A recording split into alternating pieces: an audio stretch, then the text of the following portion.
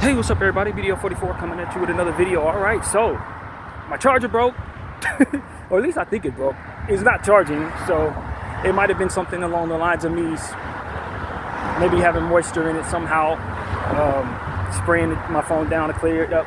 But I didn't think that I had allowed for it to do that, to get into the little charge port, but I'm not sure. It's not charging anything, so I'm just gonna try to pick up another charger. Haven't been able to get a hold of my uncle today, even though it's room day. So, you know, I know he's at work. I'm sure I'll be able to hear from him probably in a couple hours. So hopefully everything is really good on his end, and hopefully we can get the business done that needs to be done. I was having a hard time today, man. But I feel better now, and that's really what I can say. Talking to my buddy in the front desk, getting to know one another a little better, you know, in regards to some of the things that she deals with. I find that I relate to some of the stuff that she was sharing with me, and I could tell she hadn't been herself this week, and I could tell I hadn't been myself this week, and we're both kind of dealing with some things internally, and she was kind of expressing that to me, and it was like, yo, I'm kind of going through the same thing.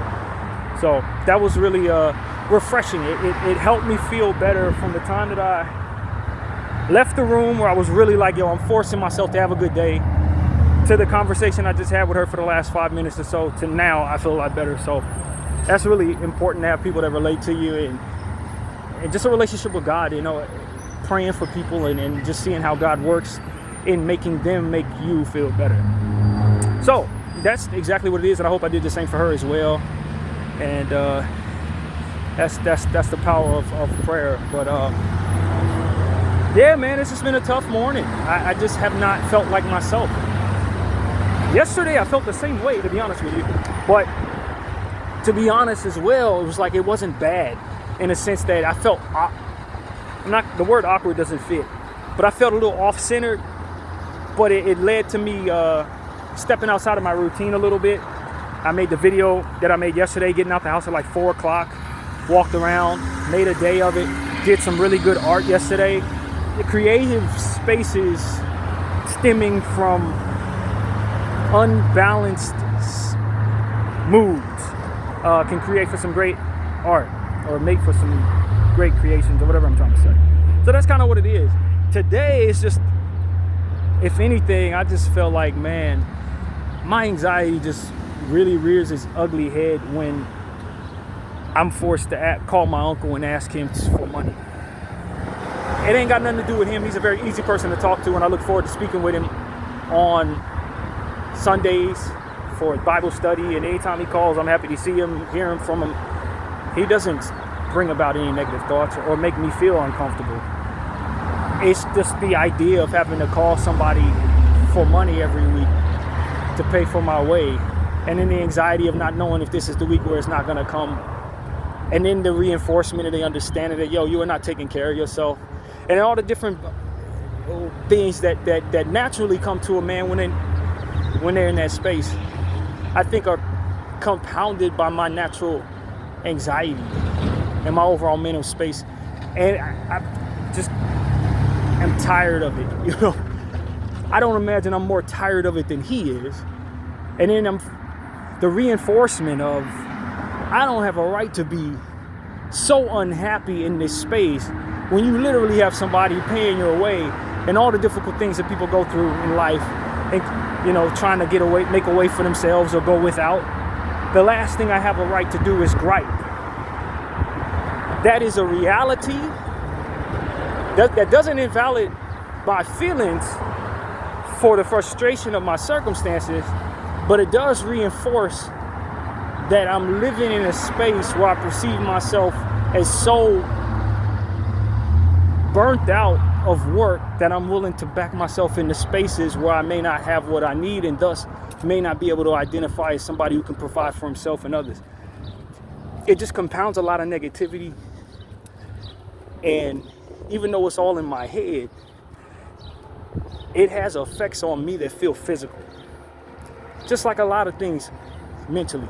You know, I think it's my therapist who put it in my heart to understand that my feelings are in my head, more or less, when it comes to stuff like this.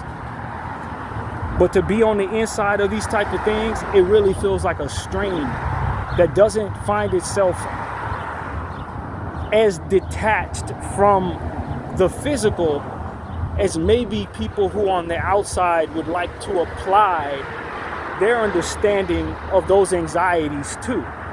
And that's what frustrated me about therapy to a degree, because my therapist keeps telling me that these feelings are in your head, they're not real. And while I definitely can agree that these are mental feelings, what they end up affecting is your head space as it pertains to your stress level, that bring about things like headaches, stomach aches, stomach cramps, and things of that nature.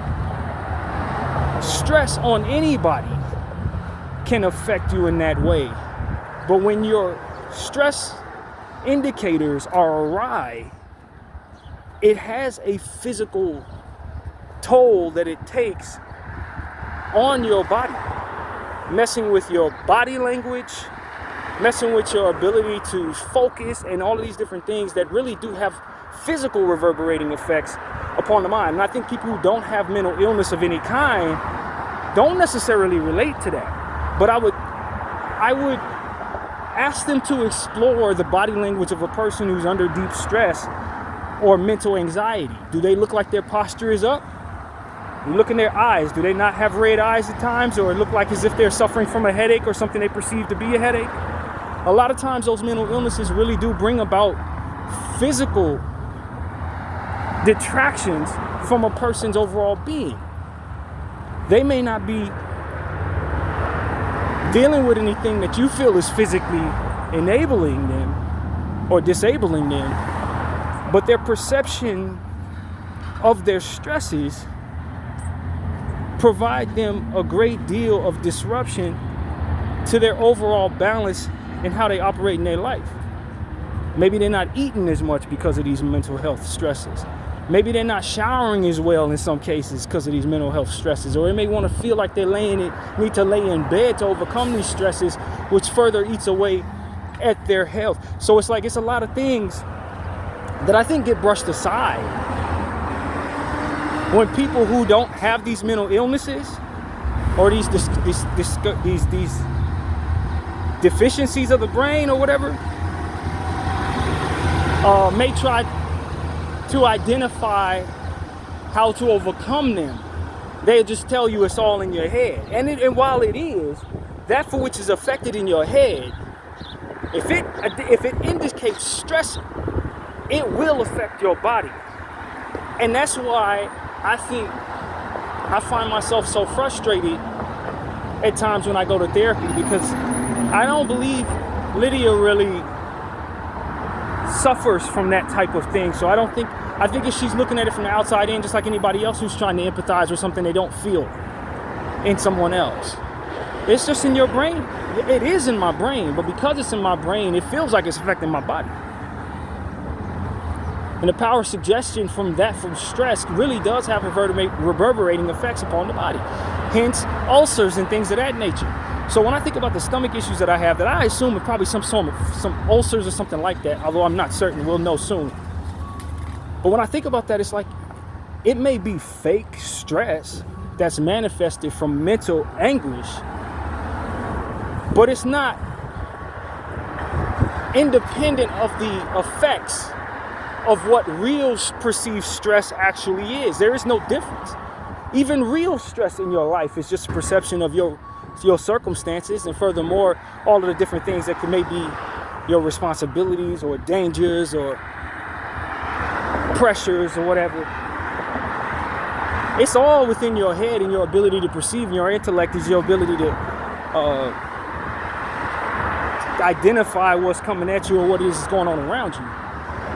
Real stress, fake stress, phobias, it's all just encompassing the understanding of a person's mind and how well they're able to take on and understand what's coming up against them. So I said all that to say, for those who are under the stress of the world versus a person who has an irrational phobia for lettuce, that person who's in the presence of lettuce with that phobia may be taking on equal or even more compounded stress as the person who has the fate of the world at their fingertips. Now, the person at the fate of the world, their fingertips may tell you, you can't relate to what I'm going through. But it's not what that person's going through. It's about how the brain is perceiving it. And then furthermore, what comes about from that perception. And so that's what I'm here to tell people, like, don't believe that it's about what a person is actually going through to determine how bad they take on whatever's coming their way. If a person perceives their car being stolen as something as terrible as their arm being chopped off, they will take on that stress in that regard. Or if a person perceives their arm being chopped off as something as frivolous as flushing garbage down a toilet, and they may be in physical pain, but they may be able to smile just the same. I was looking at photo, or rather footage of a young lady. She's not even a young lady, she's a child. She's probably no older than 10. Who had both of her legs chopped off in Gaza. Legs blown off, or however it went. Over the last couple of days, it's been bad out there, as we know. 300 people passed away just yesterday alone. But she was a part of that process as a victim of that type of thing. And they were showing footage of her being wrapped up, her legs being wrapped up. And she looked at the camera and had the biggest, most genuine grin on her face as if nothing had happened. Both her legs had just gotten amputated by bombs in Gaza. The trauma that she had been through was immeasurable.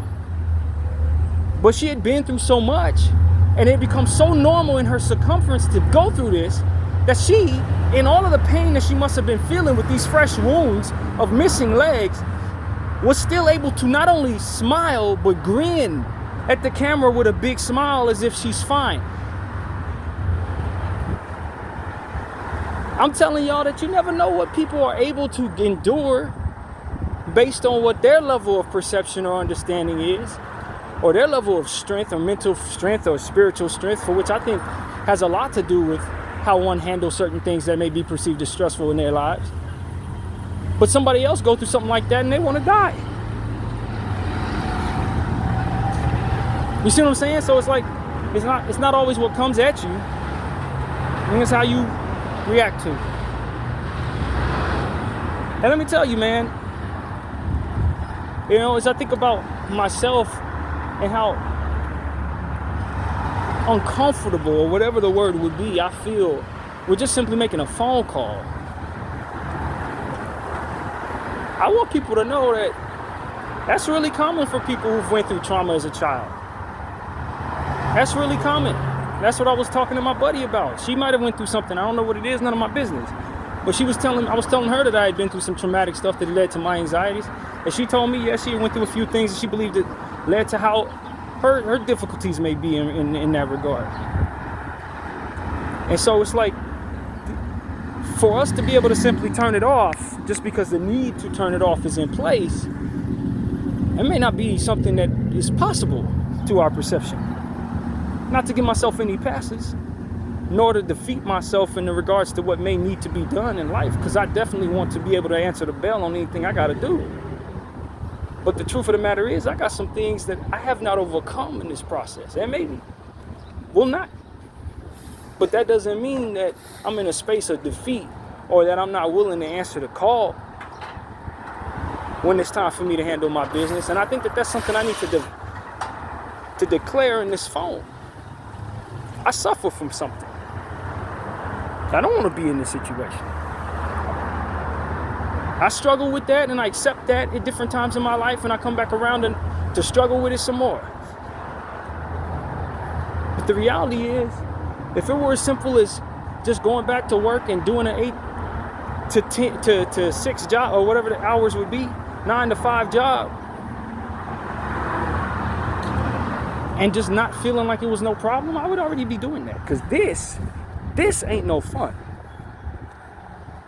Every 3 weeks getting displaced, having to call somebody to get what you need because you can't seem to bring yourself to get it yourself, that's a degrading feeling as a grown man, especially at my age. I don't choose this. I don't prefer this. You know, I wake up in the morning and I say, man, why am I not going to work? Why can't I just do what everybody else do? Why don't I perceive that I can? Or why is my brain wired in such a way to make it so that I don't choose to? And even though I think about all the good things that I've been able to do on this camera that comes from not aligning with what everybody else is, and at times, even on this camera, coming to the conclusion that the Lord wants me to be this way, and the Lord would prefer me in this walk of life rather than what everybody else is doing, I still find myself frustrated on days like this where I gotta make an anxiety-inducing phone call to annoy somebody about giving me what it is I need to be going to get for myself. Anticipating at some point when this person says no, and all the different things that come with that. Thankful that they're here to give me that, and then furthermore allowing me to feel how ridiculous I am for making that even the reality of my life. Shameful is what this ultimately looks like in my eyes. Just like I felt shameful when I was going through that process many times before this moment, because I've been dealing with this my entire life. I've been dealing with me my entire life, and others have with me. Embarrassing, really. If not for the understanding that this is not a reflection of my choices or my character, but more so a reflection of something that is yet to be defined or understood, that leaves me deficient in the process of handling things that need to be handled. This is not a declaration of unwillingness.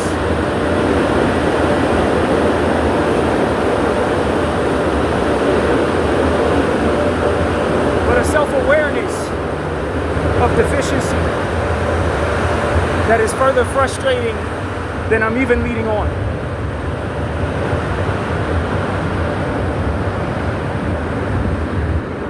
And this is why I want people to just understand mental health issues and things of that nature, man, they are real, bro.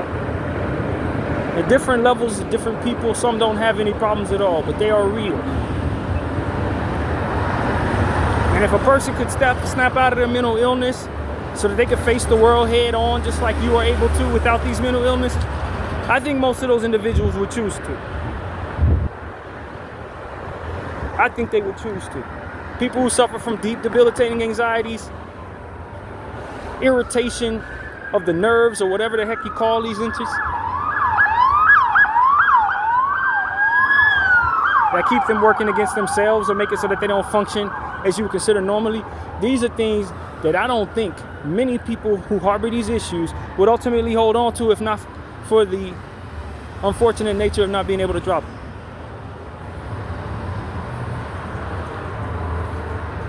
When I talk about childhood trauma,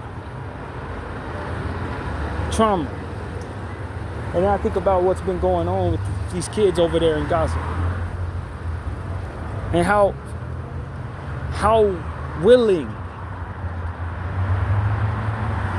those who are trying to do this to them are to inflict this trauma upon these children, and furthermore annihilate them entirely, clearly. But how ridiculously comfortable they are with inflicting trauma upon human brains, human developing brains, which is an entirely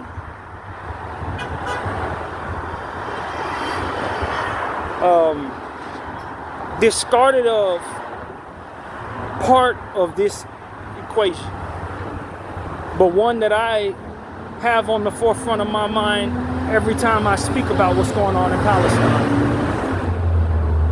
And developing minds growing up with their legs missing, not because they were born with deficiencies, but because grown-ups decided above them to use bombs on them in hopes of killing them and not succeeding. I think about the trauma that I went through that affected my mind in such a way that's made it so that I don't have certain things in place for the sake of my own anxieties. Don't have a family, don't have a wife, don't have a place, don't have nothing of my own right now except for the clothes that I'm ever to carry back and forth with me for every 3 weeks. Those are the only things I truly own. And a big part of that is because of the trauma that has tumbled forward the choices in my life. Trauma I did not ask for. Trauma that no child should ever face or deserve. I want my life to be a bit better than it is right now. But the trauma that I've been through has me perceiving that going back to work and dealing with the wide world and the stresses of money issues is essentially going to drive me even further into a space for which the worst of my mental health is found. Not only do I believe this, but I've seen this cycle throughout the course of my 40 years of life when I step out of my comfort zone to try to keep up with y'all in this money chase. I last for a little while, then I burn out, and then I find myself retreating again. And my therapist says that's me reiterating the intention to continue to be away from that for which is the pressures of my life. But I would argue that I'm not away from those pressures at all when I consider days like this.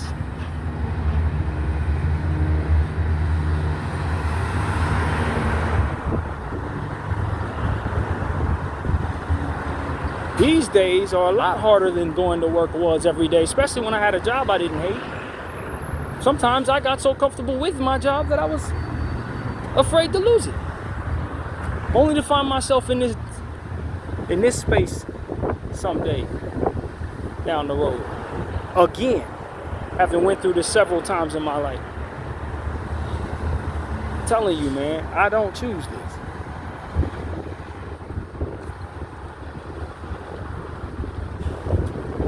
And so that's what I want people to understand. I do not believe that any man should be sitting on nobody's couch, not being willing to work for themselves, not being willing to look for their own way in this world, take care of their family or take on whatever stresses come their way. I don't believe that's something that's to be respected by anybody in any way. But when it comes down to it, when you have mental health issues that eat away at you for whatever reasons, whether they're understood or not, you may find yourself in those spaces avoiding those stresses, not because of your lack of character, but because of your lack of whatever the hell that is that ultimately allows for you to continue to face those things.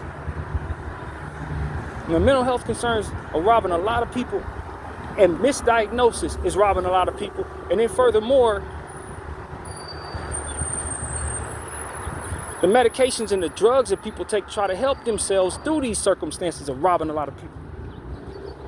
They damned if they do, they damned if they don't. They damned either way it seems. And that's why I hope we can suggest a new way to dream in regards to helping these people and helping ourselves in the presence of these people, because there are a lot of people out here unhinged and they don't look it. There are a lot of people who are one step away from being over with not only life but with everything around them. And if not for something that governs their heart and their minds, or something that keeps them in line, or something that motivates them, they're going to crash out and take people with them. Like I was willing to do last time I was at my worst. And so that's what I'm here to tell people, man. This struggle don't end, man.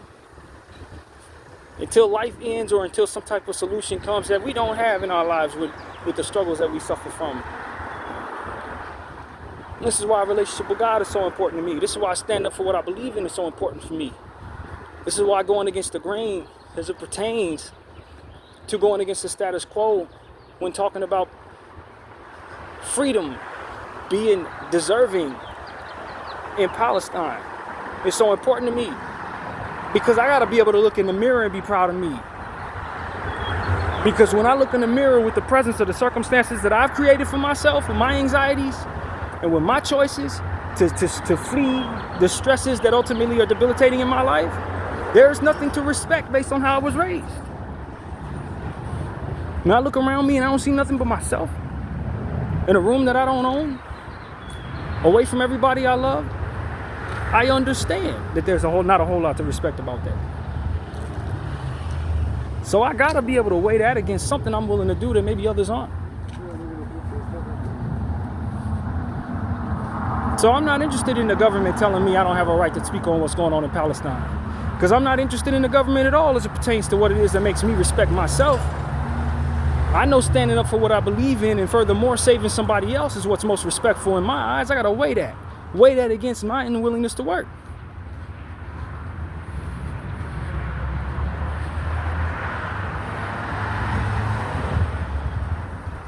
Unwillingness to work. Because I know when I go back out there, if I allow myself to feel like I did the last time, I may not make it. And while my therapist seems to tell me that's all in my head and it don't have to be that way this way, I'm telling you that every time I do this, it comes back around to being that way. So why would I think I'm outside of that cycle when nothing has changed? Why would I think I'm not in that same loop when I've already been around that loop every single 7 years of my life? Every 7 years I have something like that happen to me. Or I crash out and retreat and use someone else's money if they allow it, or whatever, however the Lord will provide it, money that ends up dwindling into nothing because I can't force myself to go out there and get any more for the sakes of these anxieties and these stresses and all of this. Wouldn't it just be easier to quit on life than to continue to live like this? Knowing that eventually the money's gonna run out, knowing that eventually people get tired of you, people die or whatever the hell happens that keeps you from having what it is that you need to keep you propped up without working. Wouldn't it be easier for me to just escape all of this? But you see, the relationship with God at this point that keeps me moving. It's the respect that I have for myself and knowing that I'm using my voice against genocide that keeps me alive. It's the things that I've developed while in these spaces trying to cope with myself. Like a passion for art, a passion for playlist curation, a passion for Laker Talk videos, and all the different things that I try to do in this life to be productive that may not make any money, but surely I can see the fruit of when I consider how much improvement I've made in regards to those things. And how productive I've been and how many works I now have from utilizing the time that I spend away from work, working on these things. Knowing that I'm a believer behind more stuff than anybody even imagines I'm leaving behind when I pass away. You don't even imagine how much art I've done, how many poems I've done, how many videos are on this channel, how many playlists I've created. You would not even imagine it because I've had all the time to do it. While people were doing 9 to 5s, I was working on something like that every day. It's plenty. If I died today, and I'm only 41 years old, come August. Plenty. I've done plenty in a short amount of time because I spent a good portion of my time not being productive in that space. If only I could have utilized more of my time or been funneled into a space from which my creativity would have been cultivated as a child, I would have made more, much more than what I've been able to accomplish. I've only been productive for about 10 years of my life. Spent 30 years in front of video games. Pretty much.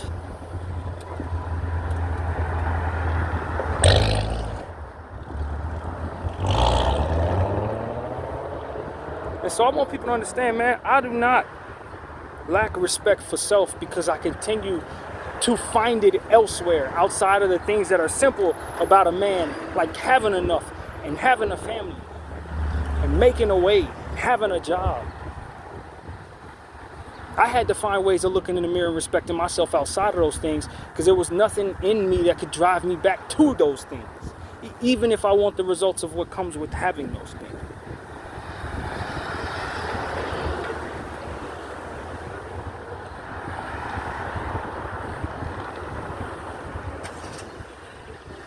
And if I lived in a world that recognized what it is that I have as something that is a deficiency, I would be paid for that.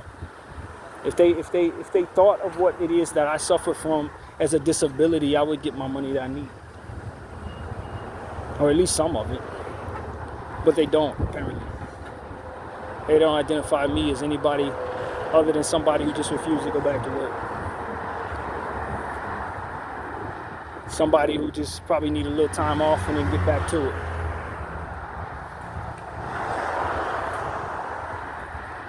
Not somebody who literally struggled his entire life doing simple things because they brought about an anxiety and a discomfort and a triggering, so to speak, to old traumas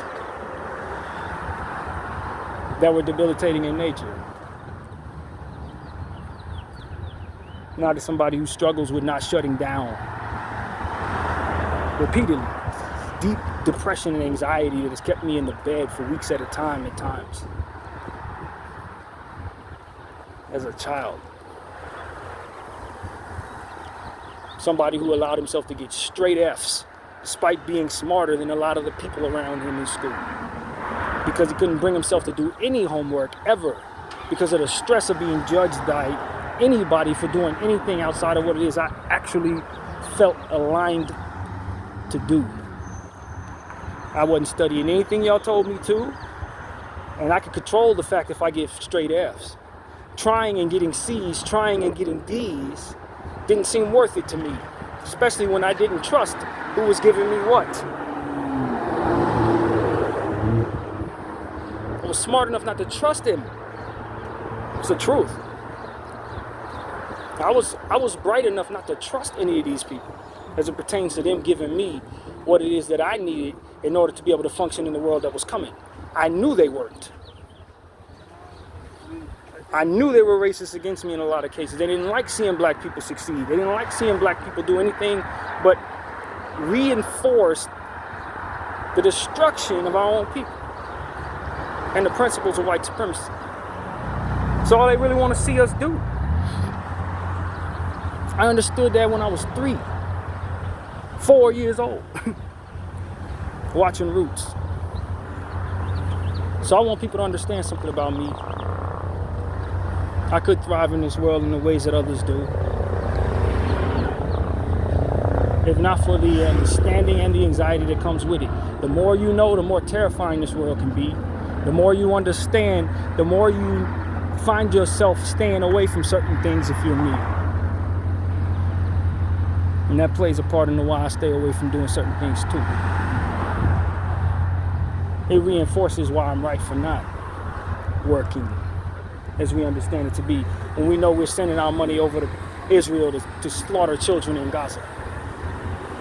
And sending my tax dollars over to reinforce cop cities that are intentional on destroying people like me and destroying people who stand up against things like Palestinian genocide.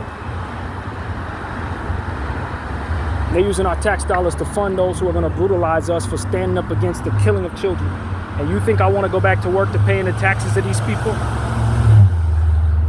You think with the anxiety that I have to stay away from that stuff to begin with, now the awakeness and understanding that this is what they're doing with my tax dollars is going to reinforce my desire to go back out there? They continue going to the H&R Block and paying these damn taxes into this bull. This is the problem I've run into as well. It ain't just that desire not to work. It's the understanding of what happens when I do. What it is I'm actually paying into as an American. And how to avoid paying those taxes is to not work at all.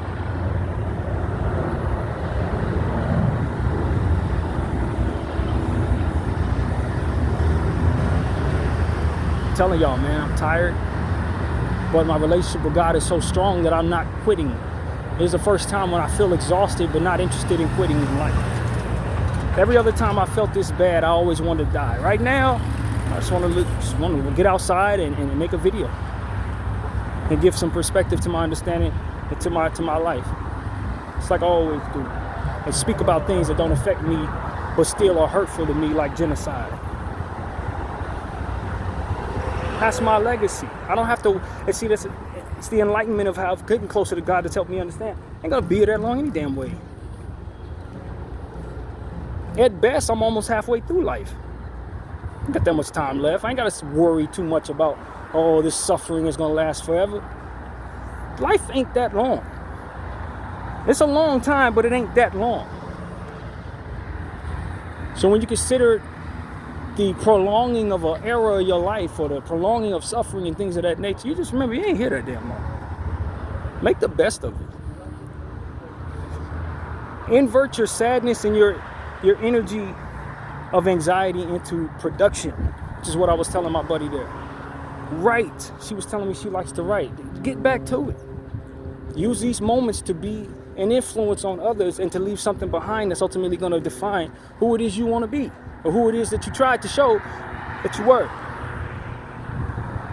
And that's what I've learned to do with my anxiety. I don't have depression no more. I have time spent with the motivating factor of those energies, doing art, doing these playlists, doing these videos.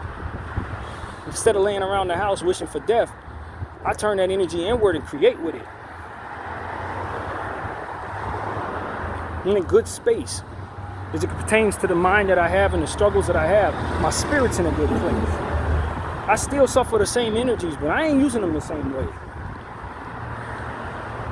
I'm praying now in a different way, getting closer to God. Anytime I feel my worst, I'm praying. I ain't sitting back looking for no weed. I ain't looking for no drink. I ain't messing around with nothing that would otherwise reinforce that things are not going to get better, but forcing them, literally forcing them into being better and accepting myself all the way through. This is what you need to do. You need to start loving yourself somehow, doing things that make you proud of you so that you can turn that love into things that make you productive when you're feeling your worst. That's what that is. That's what sparks the change, is a love for self. Not greed, because you're going to look in the mirror and see greedy. Not selfish, because you're going to look in the mirror and see selfish. See, that's where people get screwed up. I'm putting me first. Oh, that's not going to make you love yourself. If you have any understanding of what true morality is, putting others first is going to make you love yourself. You know what you want, you just don't know how to get it. Every time I hear somebody who had their heart broke, I'm putting me first. Well, now you're going to hate yourself for being selfish. Now you're going to hate yourself for being self-centered. Now you're going to welcome the wrong things that come with that energy. That doesn't help. You know where you want to be, you just don't know how to get there. You don't know what path to take to get there. You don't know what vehicle to get into in order to make it happen. You're going to get in the car and try to go overseas? No, you need to take a plane or a boat. You're going to get in the boat and try to go down the street? No, you need to get in a vehicle or bus or something of that nature, or walk. The vehicle that you take will determine a lot of how successful you are in getting to the place you want to go. Just like the path. So consider that when trying to figure out how to make yourself happy when you felt unhappy. Because we be getting in the wrong vehicle a lot of times. I'm mad at God because God didn't give me what I want. That's the wrong vehicle.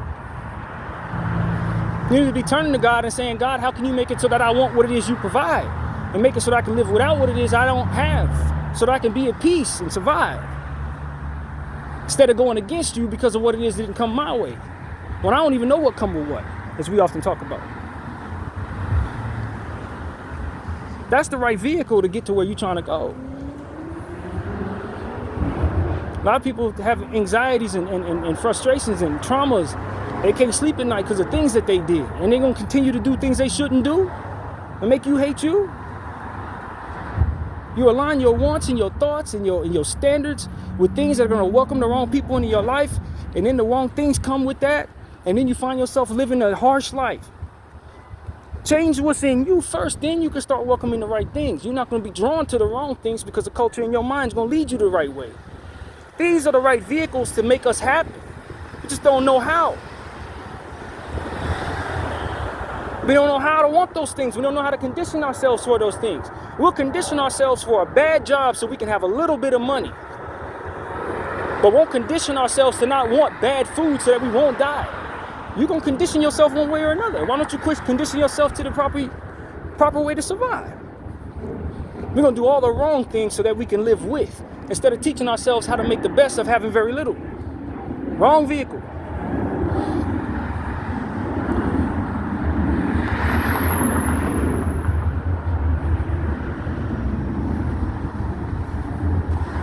And I read something today. I'm on a post. There's a lady essentially talking about how the desire to have so much applause, and the applause that you get, all the clapping, all that yelling, it ends up drowning out the Lord's voice in your head. You don't need that applause. You need the clarity that He's going to tell you so that He's pleased with you. The only applause you ever need is His. A lot of times you want to go so hard at getting famous, getting so many views and all these different things that the devil wants us to do to drown out the voice and the instructions of the Lord. Knowing that the unknown is coming our way, whatever that look like. Knowing that there are things that we're going to have to ask Him to help us through. Would it not be better to already hear Him? This is what I'm talking about. And we want so bad to have attention. It's the wrong vehicle. A lot of people who want so much attention don't have a good outlook on the world to begin with. They think everybody's a hater or a liar or somebody that's going to cheat on them. They look at the world and they see nothing but demons, but then want so much attention from those demons. And they call themselves wanting happiness. What car are you? What vehicle are you getting into? Where are you trying to go? If I don't believe nothing good about anybody, and I don't mind leading all of them astray for $1, then how do I think I'm bringing about happiness, reinforcing that same energy into the world that I ultimately don't trust? Questions you're never going to ask yourself in the way that we were taught. You're supposed to want attention. Why? Because you can do a lot with attention. From what? Do you think there's a lot of good people out there? Do you think there's a lot of people who need help? Do you give a crap? Who do you see when you look in the mirror? Should you be leading people? It's a million questions we never ask. A million. And then we just go forward and follow everybody else. Follow. What are they doing? That's what we're doing. We're doing that. It doesn't help anything. It's not meant to. It's the things that we're not doing in a lot of cases, the questions we're not asking that ultimately make us of use to the world around us in the future, man. Not the stuff that everybody else is doing. A lot of times everything is being done for the deterioration of human beings, the deterioration of our focus, deterioration of our legacies. That's what we're being taught how to do, how to destroy. Not how to build, not how to sustain, not how to have a foundation of things that work, that you can build upon, and if things get torn down, you still have the ability to build on top of it because the foundation is strong. No, things that don't have no foundation at all. Trying to build a house on water or something. You can build a house on quicksand.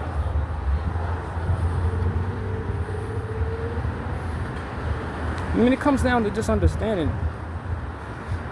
that if you're going to do what works, you got to devise creativity from within yourself, away from the cultures that are taught to the societies you're in. Because this is an evil world run by evil men. So most of the cultures in this world that are taught to the masses are meant to eat away at the masses' numbers, not the other way around. To make you stand on the backs of other people and discard of them, and believe yourself to be better than them people or worse, so there's no use. All these different other energies that ultimately make you think the worst is out there and that you need to be the worst too.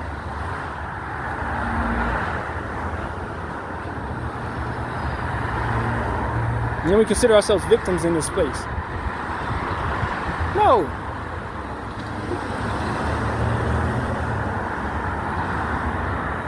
And you're reinforcing more victimization toward other people's fates when you keep on doing things this way. I said all this to say, man, I'm a believer in God. I believe God is a believer in me.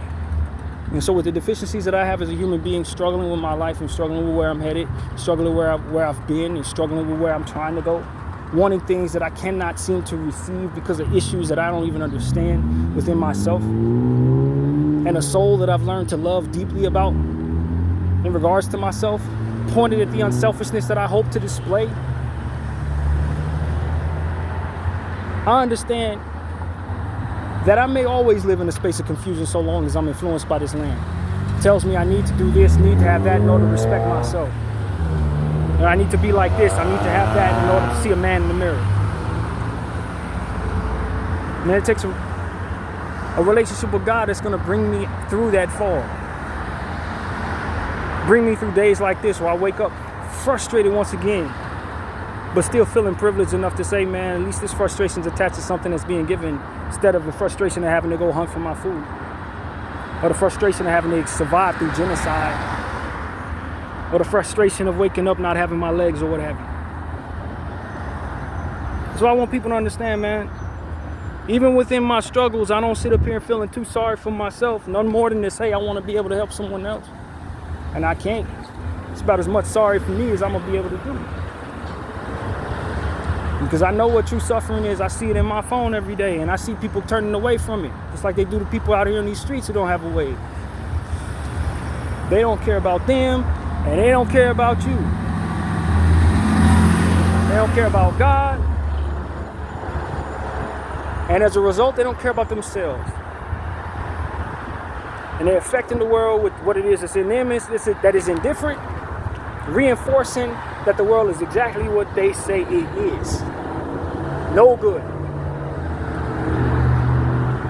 We can be better than them though, man. I tell you, when you look in the mirror and you be willing to do for somebody else a little more than you do for yourself, you can start looking yourself in the mirror and start being appreciative of who it is you see differently than just going out for what you want and grabbing it.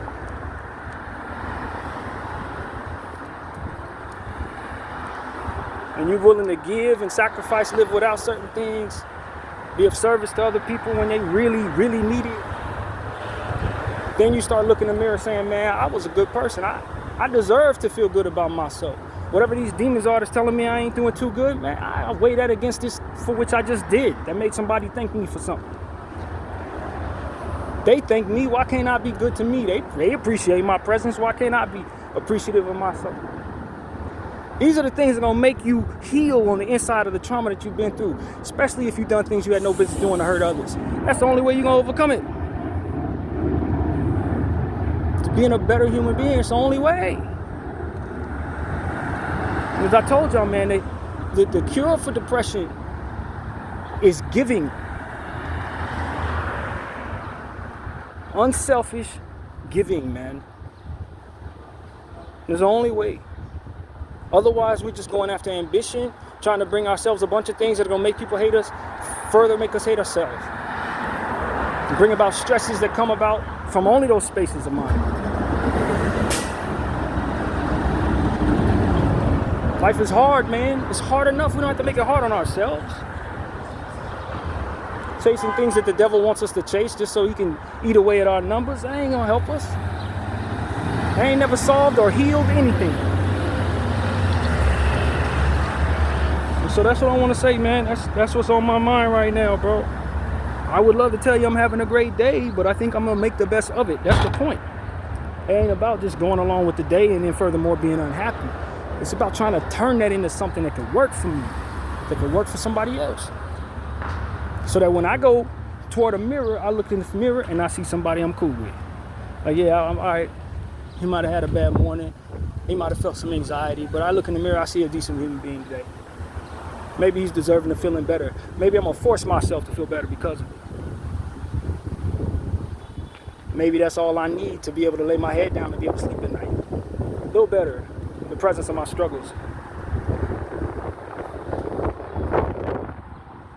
The devil don't want us to adapt to these mentalities because it's going to make us better. It's going to make us better fathers, better people, man. Better people who are submitted to God. Something that actually love us and don't want to kill us off. Unlike these corporations of this world that want to feed us poison and stuff, that have us loving them because of their commercials and all types of other shit. No good for us. A living God that just say, you know what, man, I get it. You struggle, you sin, that's cool, but truth be told, I also know what you're about to do, and it ain't all that bad. That's what God told me when I was at my lowest. Like, look, bro, yeah, you dabbling in some stuff you ain't got no business doing. And I'm going to punish you for it. But I know exactly what you're going to do tomorrow. And I'm going to be very proud of you tomorrow, so just keep living. You may be in the dark today, but tomorrow you're going to be shedding the light on somebody else. So don't worry about it. Just keep going. And when that punishment comes, just remember, I know what you're going to do tomorrow, so don't quit on me when that punishment hit. That's what he told me.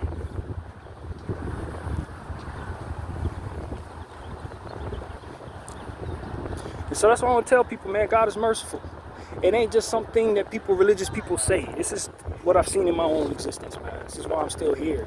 So I ain't quit. Because he's already proven. So the struggles that I go through and the difficulties that I'm facing, they're not indicating, what's the word, indicative of what God's willing to do versus Satan, who's definitely going to try to destroy me one way or another or many other ways. Try to destroy everything, keep everybody in the dark, have everybody drowned out by the applause that they are demanding versus the voice is supposed to be in your head to teach you your understanding. And I tell you, man, the one thing that's been coming to me these last couple of days is to request understanding beyond all else. We perceive things and we have a lot of confidence in that, but there's still a lot of growing for humanity to do. Even the smartest of us got a long way to go. Even the most intricate of science could have something wrong with it somewhere down the way and having us building upon the wrong things each and every day. A lot of us are so confident in the things that we've been taught. It's leading us down a path of destruction and disgrace. We see it every day. People taking what's been passed to them, it doesn't work today, and letting it lead the way. That's why our relationship with God and the reading energy properly is so important, man. Because he'll lead us out of those spaces. And so that's what I have to say, man. BDL 44, thank y'all for watching.